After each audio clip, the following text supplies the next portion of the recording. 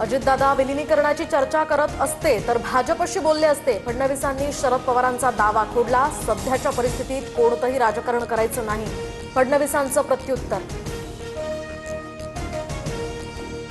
अजित पवारांसोबत झालेल्या चर्चांमध्ये मी सुद्धा होतो, मात्र 13 दिवस झाल्यानंतर पत्रकार परिषद घेऊन सविस्तर बोलेन. फडणवीसांच्या वक्तव्यानंतर रोहित पवारांची प्रतिक्रिया. अजितदादांची शपथ घेऊन सांगतो, विलिनीकरणाची चर्चा झाली होती. भाजप वरिष्ठांशी चर्चा झाल्याचं दादा म्हणाले होते. शरद पवारांच्या राष्ट्रवादीचे प्रदेशाध्यक्ष शशिकांत शिंदेंचा दावा. आम्ही एनडीए सोबतच राहणार आणि पुढे जाणार.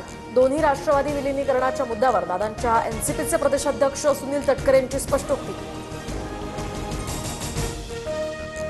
प्रफुल्ल पटेल यांची राष्ट्रवादीच्या राष्ट्रीय अध्यक्षपदी नियुक्ती करण्यासंदर्भात वरिष्ठ पत्रकारांना चुकीची माहिती दिली तर पियुष गोयल यांनी माफी मागितली. तर आपण अध्यक्ष होण्यासंदर्भात वृत्त हे तथ्यहीन असल्याचं पटेल यांचंही ट्विट. सर्वसामान्य करदात्यांना कोणताही दिलासा नाही. इन्कम टॅक्समध्ये कोणताही बदल नाही. गेल्या वर्षाप्रमाणेच आयकराचा स्लॅब असणार. टॅक्समध्ये गडबड केल्यास शिक्षा, नाहीतर दंड भरण्याची तरतूद. अघोषित संपत्तीची मर्यादा 1 कोटींपर्यंत. अपघात विम्यावर मिळणाऱ्या रकमेवर कोणताही टॅक्स नाही. एलसीडी, एलईडी, मोबाईल, बूट, बाईकसह मधुमेह, कॅन्सर औषधं, भारतात बनवलेले कपडे, क्रीडा साहित्य स्वस्त होणार. अर्थसंकल्पातनं मोठी घोषणा. पर्यावरणपूरक प्रवासी वाहतुकीला प्रोत्साहन देण्यासाठी 7 अतिजलद रेल कॉरिडॉर्स.